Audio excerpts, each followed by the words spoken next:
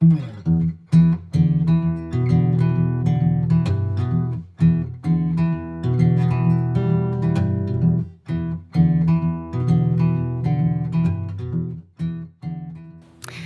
friends, and welcome back again to another episode of Conservation Stories. We have here with us today Heather Johnson, and Heather is the project coordinator for the Texas Playa Conservation Initiative Program and also a Migratory Game Bird Specialist with the Texas Parks and Wildlife.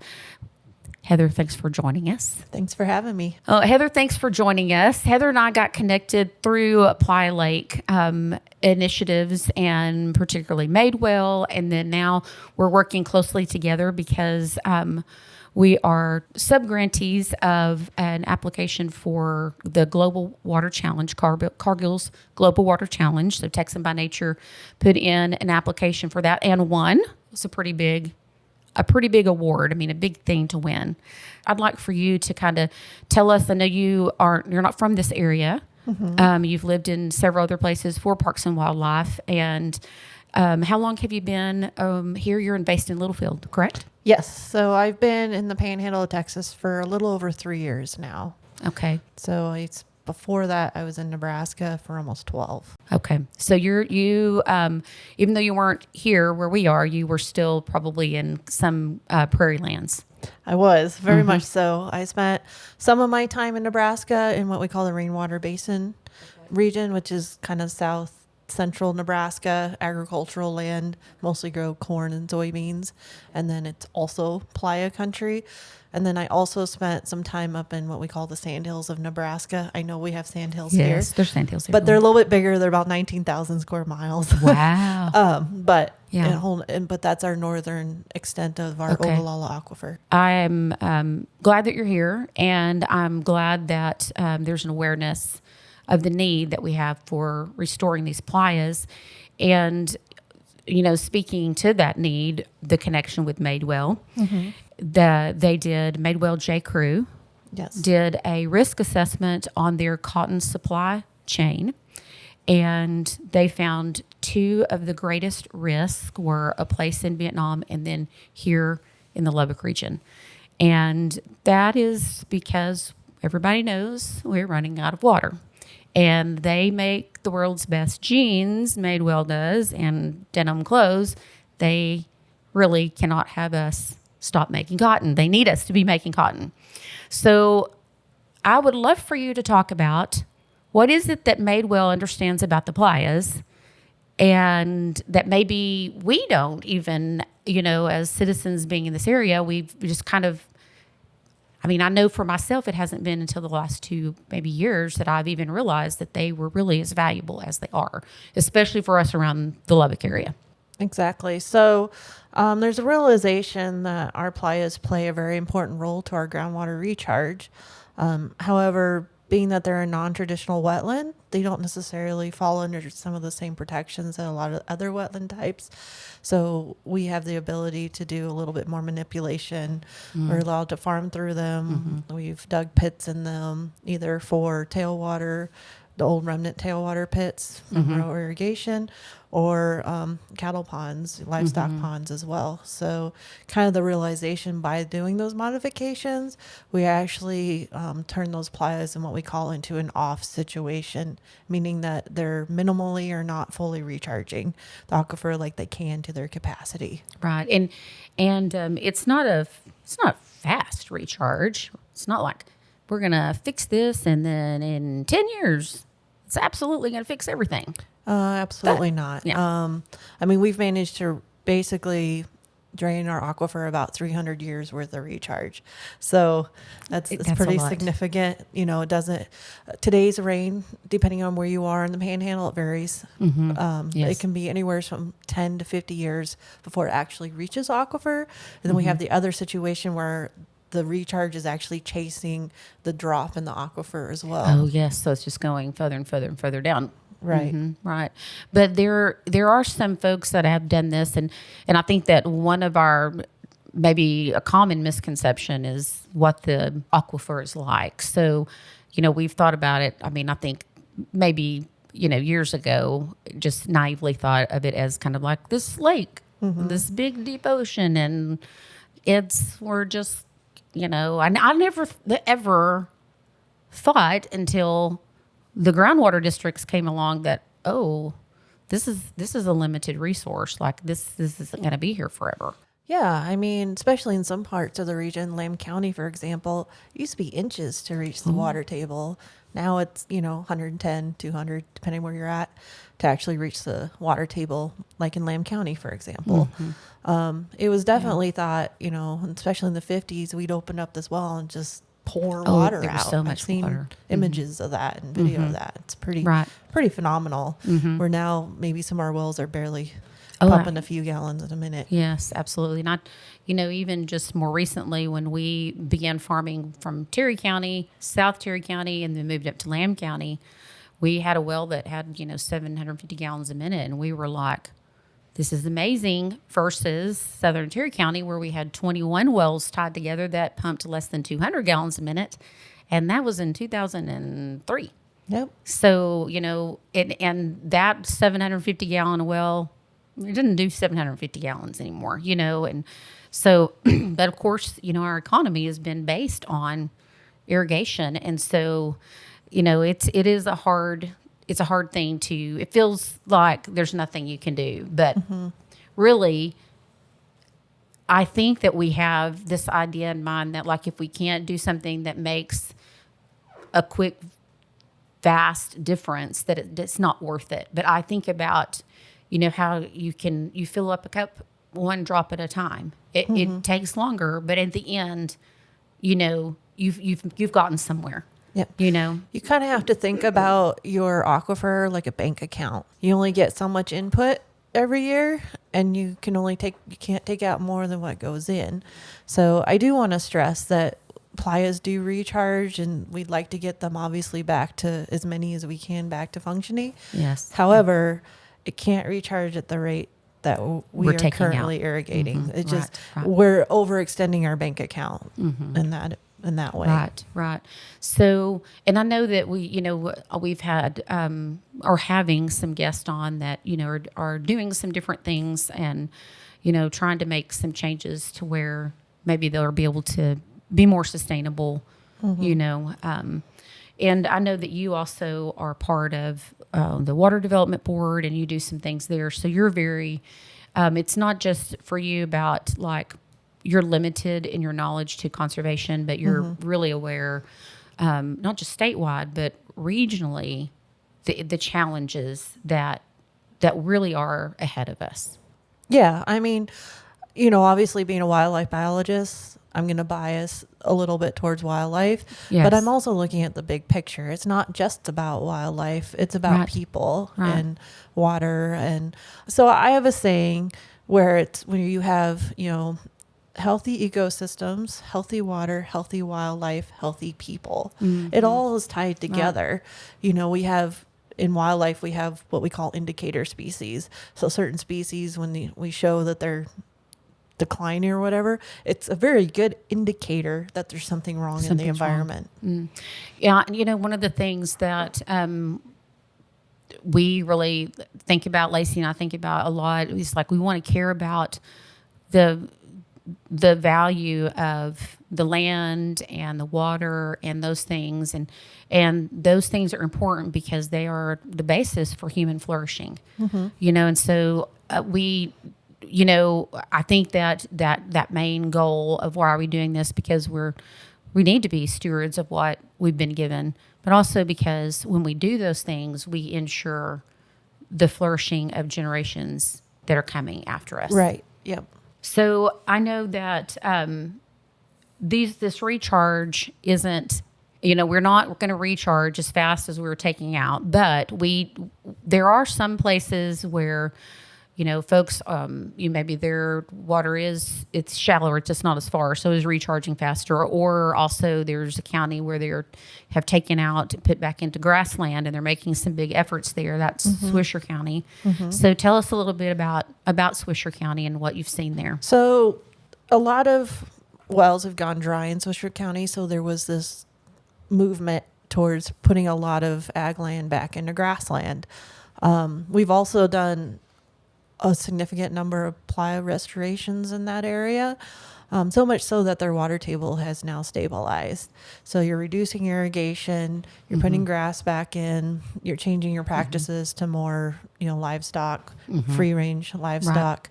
Right. So with that, so much so that the city of Silverton is now building a well field in Swisher County. We've never been thought of 20 years ago. I think that really points back to the fact that this isn't a big ocean. Like, it's not like when I add this one drop, it's just going to get lost in this ocean. The efforts that one county has made is benefiting that one county. Right. So think of our aquifer as kind of peaks and valleys. It's very compartmentalized in a way. If you've done any well drilling, that there may be water in one spot, but 100 feet over, you may have nothing. Right. So when we talk about restoring a playa on a property, we're talking about that landowner restoring the recharge of that playa on their property. Yes. And, because horizontal movement is very, very slow. Vertical movement's faster. It's faster. So that horizontal movement could take 100 years to go. Right. However many feet. Right.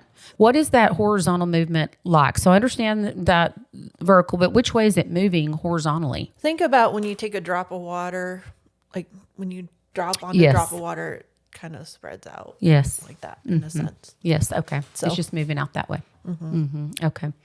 So, as we've talked to different producers about restoration of the playas, there's always a lot of questions about, what does that mean and what, why? And I think one of the benefits is pointing out is, this isn't something that you're doing right now to help somebody in Nebraska or, even to help somebody 5 counties below you, south of you. Like, it's something that, you're really doing for your own land and your own family in this for the future generations.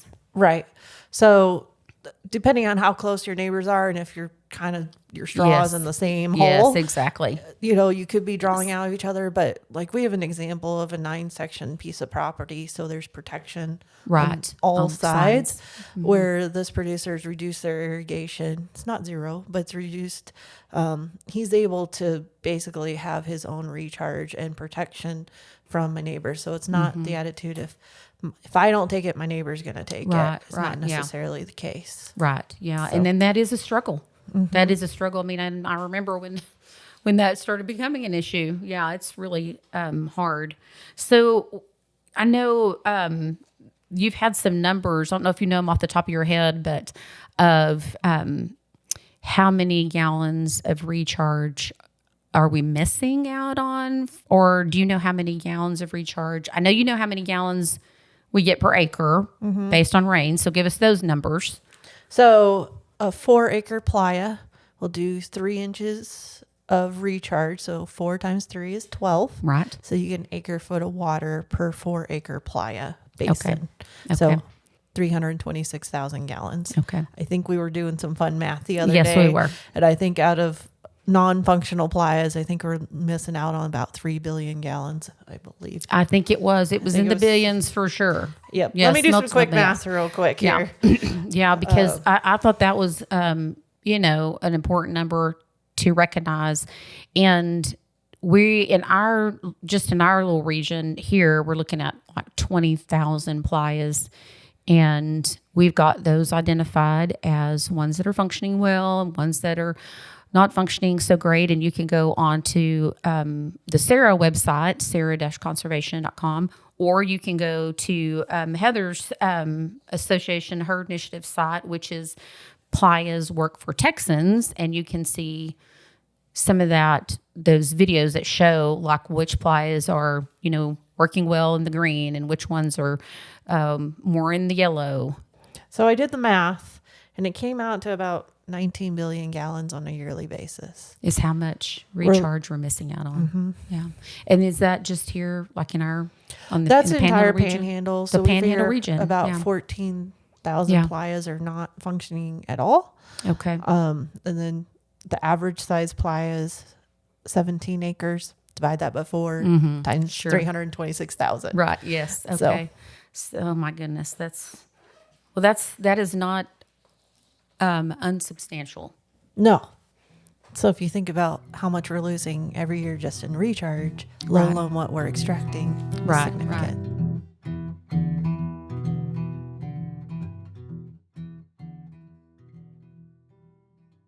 Join us on Tuesday, September 17th from 9:30 a.m. to 2 p.m. in Lubbock, Texas for a critical event dedicated to the preservation of the Ogallala Aquifer.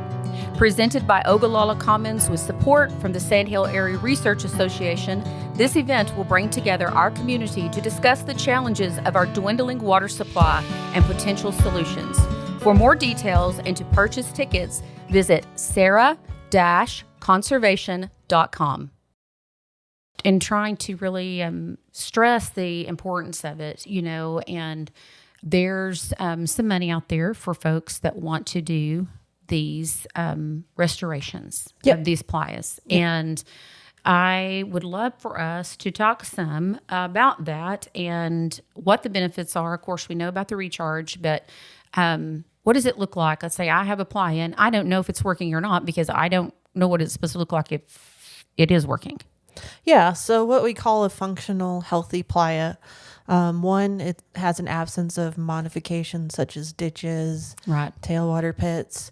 Terracing can also be problematic because it keeps water away from the playa, and lack of grass buffer. Oh, so great. It doesn't have grass around it. So that's an unhealthy playa. So a healthy playa will have the absence of all the of those modifications, but then has at least a bare minimum, we say, of 150 feet of grass buffer. Okay. There's some variations in literature, anywhere from 110 to 150 feet. Okay. That's a minimum of what you need. The more is better. Right. And it's important because that's what's filtering the water that's going in that could be pulling in some sediment with it. Right. So that grass buffer has multiple purposes. One, it's catching sediment before it gets to the playa, so you're not covering up that clay layer. Two, it's also catching some of the agricultural or runoff contamination. The clay layer itself, also what we call ionic, also acts like a filter. Think of a carbon filter that you put on your sink. Sure. That's how, the grasses and the clay layer function, kind of like a carbon filter. Okay. It's cleaning that water before it goes down into the aquifer. Before it goes into our aquifer. Okay. Wow. That really is important. And I know like that there are some NRCS programs and I mean, you are very well acquainted with programs across a wide variety of agencies that you can help people kind of get creative on how can we, do this or how can we do this, but to get those playas back to where they're functioning. Yeah. So I'm going to start out with my own program. So our program is called the Texas Playa Conservation Initiative. It mostly works with playas that are already in grass for the most part, but have some of those remnant tailwater pits like we see in Swisher County, or agricultural pit, livestock pits or ditches, whatever modification, like dirt modifications that have happened, but are kind of already in a grass situation. When you start getting into more of the complex stuff like sediment removal, we can and do a couple of those, but they're very expensive. And I'm limited on that because I also have to fulfill like Madewell or our other grants. Like I have to do so many acres of restoration and we have X amount of dollars to do that with. And so some of these are more expensive than others. And so you have to fit within the parameters of that grant and you want to be able to make that money go as far as possible. Exactly. So, however, there are also some, Department of Agriculture, FSA, NRCS type programs. One for those grass buffers is CP23A. It's an EQIP program, which will pay for grass buffers for playas. There's the Wetland Reserve Easement Program, which we actually have received one of those grants from NRCS. So now that is an easement, so there's a lot more strings tied versus my program, my Texas PCI program. The only strings tied is you can't redig the pits and you got to maintain your grass buffer. We don't have any grazing restrictions. But when you start getting into those federal programs, much like, CRP or anything, there's going to be a little bit more. But with those, you get an annual payment. Mine's a one-time, one and done. We pay for restoration. Right. And yeah, they get yours a single payment. Yeah, because what those are more like to continue to incentivize people not to run cattle or do anything else, which would actually maybe help the grass a little more. And but it'd also bring in some more money, Right. So that's it's kind of they're completely different for you. You're looking at two different kinds of outcomes. Yeah. So ours, like my program is a little less, I guess, intrusive, I guess is a bit. Right. It's a very less strings simple. attached. It's like a couple pages contract. Right. One and done. And we're done. Yeah. But then, so there's some programs through NRCS, and then there's a new one coming out, which I'm really, really excited about. Heard about this. So it's already active in Kansas and a couple other states. It's called the Migratory Bird Safe. So we have Prairie Safe in Texas already. Right. Migratory Bird Safe is designed specifically for playa wetlands, because FSA has programs for wetlands, but they don't work very well with our wetlands, just because they're ephemeral, they dry out all the time. Right. And the programs that are out there just don't match. They're not compatible with playas and how we restore playas, how they function and so forth. Right. So this Migratory Bird Safe program is designed specifically for playa wetlands and their grass buffers. So this targets those ag lands that where playas are being farmed through. They don't have grass buffers. There could still be some modifications, ditches, pits, and those forth, and those get restored in the process. Okay. But it is an FSA program, and it works a lot like CRP, with one exception. Okay. It is a reverse bid option. What that means is that the producer actually bids what their payment is going to be. Oh, interesting. So, in that, obviously you get more on irrigated lands versus non-irrigated. Right. And then they take a percentage of those depending on what the funding is. Right. Those then get selected for that program. Okay. And I, been saying for like a year, why don't we have some kind of program like this? Yes. And then I heard that there was something coming. So, well, yeah, I mean, about it. we had a meeting. It's probably been a little over a year now with the Texas headquarters of FSA Temple. Yes. And then that eventually went to Washington, D.C. Great. And then that's what I mean about like really, how it really does this kind of grassroots involvement really does matter. Like here's something I'm seeing at a more of a local level to say, this is a need, and I'm taking this up the chain, until we can, get somebody to listen. And they did listen, and here we are. Yeah. That's great. I mean, it was previously tested, like I said, in Kansas. And so it's been a tested system, and now it's an official, program for FSA and NRCS. So FSA does the CRP portion of it. NRCS will do the restoration side of it. Sure. That's great. That is really great. If people are interested in learning more about the programs, the best way to start is to contact you and tell them they heard you on the podcast and they're interested, and then you can come out and take a look at stuff and just kind of see where to go from there. Yeah. We're also adding a little bit of capacity. Okay. So Ducks Unlimited has now hired a biologist to assist with our programs. He's very knowledgeable in Farm Bill and those type of programs. He originally was working as a Farm Bill biologist for another organization. So I will say his Farm Bill knowledge is probably a little better than my Farm Bill knowledge. And that's important because Farm Bill dictates, how many CRP acres we can have, how different programs affect not just one program. Funding, multiple programs. Right. That's the expert that knows like the details of not just one agency, but multiple agencies that are funded through the Farm Bill. Right. So that is going to be really helpful. That's great. I'm glad that that hire has happened. Yes. That'll be finally super helpful. It's I know. been a hire we've been waiting for, because I've definitely have hit some capacity, and yes, we want to be able some to help. deliver the best we can to our clients. Yes. So. Well, one of the things, is this a cost share program? What is it like for farmers? So it works very much the same like a CRP program. So there will be some cost share in grass seed and restoration and so forth. We have to be a little careful about not double dipping federal dollars. So some of my grants are federal funds. Right. But I think we're getting away a little bit from that, especially as we're getting more private donors. Yes. So there may or may not be opportunity for us to kind of help with some of that like restoration portion of it. Yeah. So in general, the Madewell program is you get a little small stipend per acre, and then you do the dirt work. Yeah. So the Madewell program follows our exact program. In our program, the landowner gets $80 a playa acre. We do not pay for grass buffers.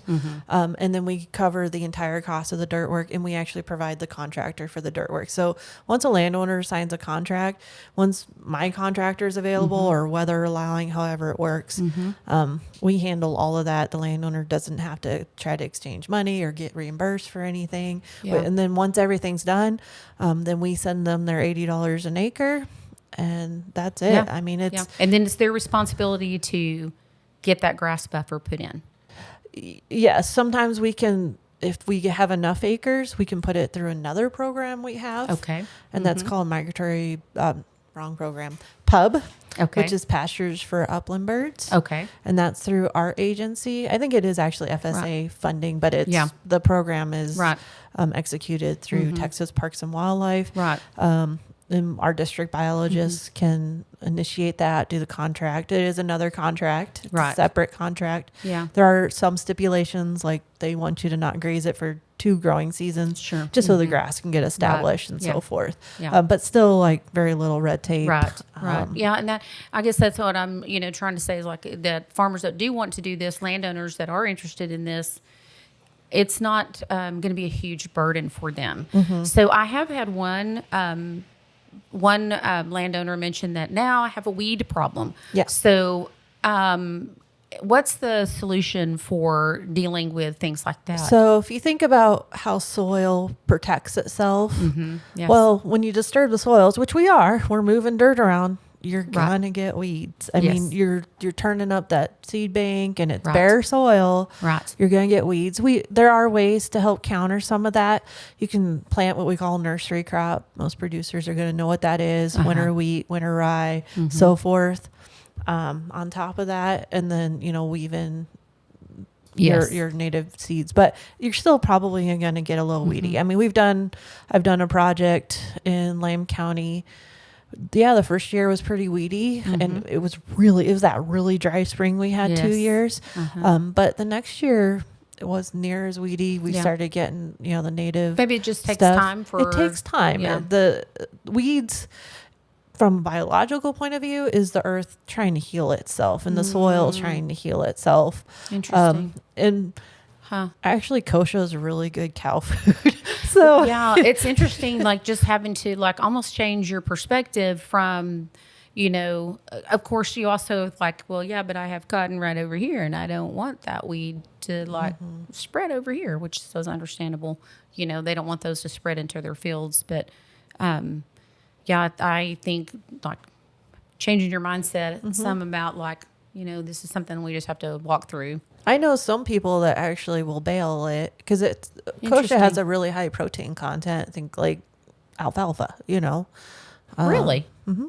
Interesting. So well, that's good to know. It can actually be pretty decent. Okay. Livestock. Yeah. Okay. Well, anything else that you want to tell us, or is there something that you wish that the listeners would know, or somebody that's interested, like in Playa Lake restoration? Yeah. So we have a website called Playas Work for Texans. So there's several links on there. It has my information on there. You can email me through that, call me through that. All that'll be in the show notes linked. Yep. So even if you're just curious, sometimes it's just a phone call. Yes. We have a phone conversation, and I can see quite a bit from Google Earth. Right. But I can also do a site visit between myself and the new person coming on. We certainly can. I like to get foot on the ground. You can only see so much from satellite imagery sometimes. But usually that's just kind of how we first determine if it's even a viable project. Right. But we can That's the certainly first advise. step. And and we're excited to be working with you guys. We've identified about 250 playas that you feel like are really kind of viable good for restoration. And so some of those folks will be hearing from us in the coming months. Yeah. So watch for maybe a SARA package. That's in the mail. right. You might watch for some swag headed your way if you're one of those 250 landowners. Right. Well, thanks for being with us, Heather. And thanks again, listeners, for joining us for another episode of Conservation Stories. We'll see you next time.